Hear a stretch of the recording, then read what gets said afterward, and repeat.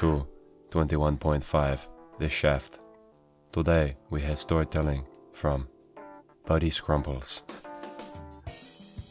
Buddy Scrumples will tell a story today of the time that he lost his dog and found his heart. Take it away, Buddy. 21.5 The Shaft. Hello, thank you for having me, Pierre Grum. Pierre Grum, everybody. He's a great man. My name is Buddy Scrumples. This is the story of how I lost my dog and found my heart. It was a summer morning, and the wind was brushing through the trees and cleaning them and making them feel good. And the wind was brushing me too and making me feel good. And I thought I'll go downstairs and tell Buster, my dog, how it was going. And I went down the stairs. Hey, Buster. Oh, you should see the fucking trees. Oh, they're so clean. That summer wind is just brushing them. And his bed was empty. Thought, fuck me. Buster's outside. So I went outside. And I opened the door. Buster, you should see the trees. They're so clean. The sun's just shining and the wind's clean, well, the wind's brushing them. But Buster wasn't there. Fuck. So I went to the front door. And I opened it. And in the garden I said, Buster, you should see the trees. They're so clean, the wind's just brushing them. But Buster wasn't there. I thought, fuck. I sat down and I looked up into the sky. And I thought, how far away is the sky? You don't really know.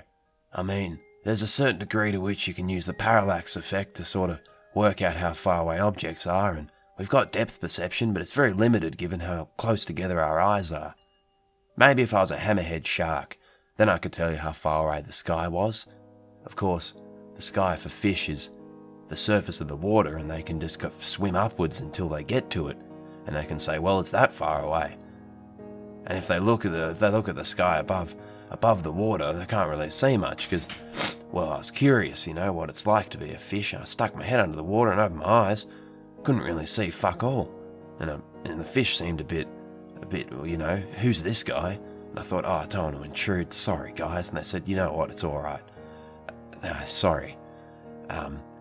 So yeah, don't really look.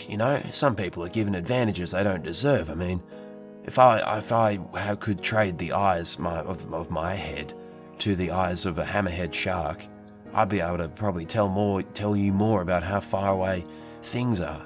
But I can't. And of course, the hammerhead shark, he doesn't fucking need to know shit, does he? I mean, he'd probably benefit from having his eyes a bit closer together, because he could chat with his friends at a closer proximity. They could have a more intimate sharing experience in a non-verbal sort of communication. But of course, if you're a hammerhead shark, you'd have to sort of be, you'd be cross-eyed if you were too close to each other. You'd have to sit pretty far back if you want to have a chat. And I think you'd spend a lot of time going, oh yeah, what was that gesture you did with that sentence? I'm not really sure what you were trying to get at with that. And confusing body language. And then the other shark could probably say, Gaz, mate, I was just sort of, I was making a box. I was sort of describing a box because I was trying to express the tangibility of my loneliness. I was saying, it's, I'm trapped. And then, and Bruce goes, oh yeah, sorry, yeah, I thought you were, pointing at me like I'd kicked a goal, and you were like, I'm lonely, hey, and you were pointing at me like you're excited about it. That was real. Look, sorry about the confusion. And then Gaz goes, well, look, got the names mixed up, but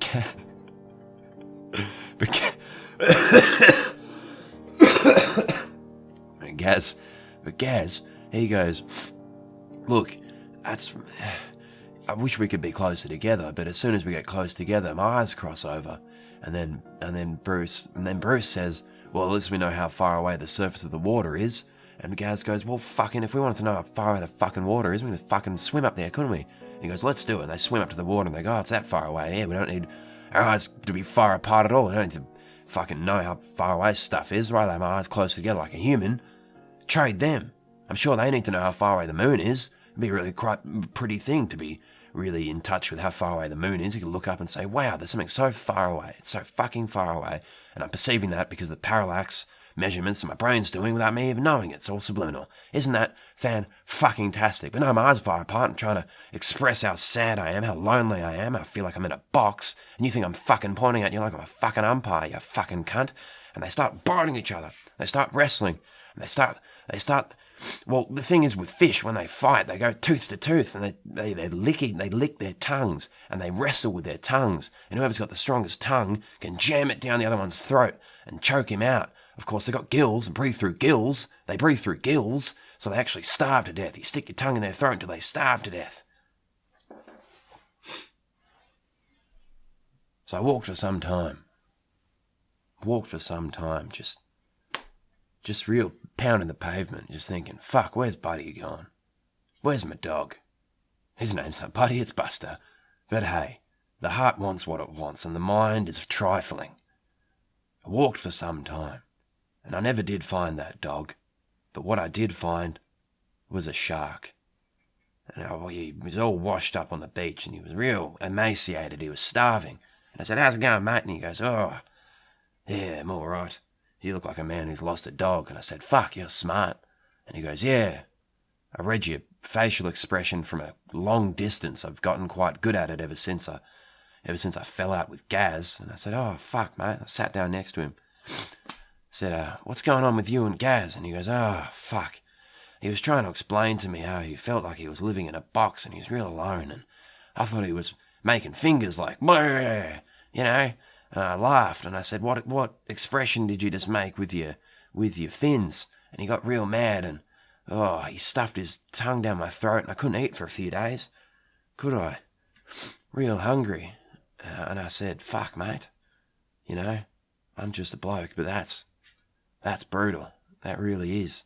Look, if there's anything I can do for you, you just let me know. And the shark goes, look, I don't know how to ask you this because we've just met, but can I eat you? And I thought about it for a long time and I guess he must have sensed my expression because he went all cross-eyed. And he's looking at me and he goes, and he started nibbling me just real lightly and it sort of tickled. He was nibbling my feet. And then the nibbling turned into gnawing and then he got a couple of my toes off and I thought, yeah. And he just started biting me and I went, oh. And then he got a bit of my leg and ripped it off and I went, oh. And then we were just, I was just sitting there and getting eaten. I was just getting eaten. Found my heart that day. Never did find old Buster. Showed up on a billboard 4 years later for Colgate. The Colgate dog. Got a better offer. Took my best years with him, that dog. Now I'm in a wheelchair. Prosthetic legs are a thing, get robotic legs these days, but I'm a technophobe. I don't really fucks with technology, so I've got a wicker wheelchair. Creak around. Sounds good. Anyway, that's for you, Buster. 21.5 this shaft, that was Buddy Scrumples telling a story of the time he lost his dog but found his hat. Truly inspirational. 21.5 this shaft. And now, the sounds of Cruella Nipplet. Play the track. Hi, my name's Cruella Nipples and this is my song. Strap in. Get your seatbelt, bitches. It's gonna be a bumpy motherfucking ride. Cause I'm a boss-ass bitch and I don't give a fuck about your kids. Fuck your kids. Yeah, I'm a dirty little motherfucker. I'll suck the paint off of your car. I got a job as a long-distance trucker. And I'm a car. Yeah, Cruella Nipples on the track. Deal with it. death row. Coming straight out the motherfucking Tarago. Don't fuck with my bitches. They'll put you in a cab and send you back to the cock factory where you came from. Men are dogs. Yeah. Oh, don't drop that guitar. Oh. Oh, no.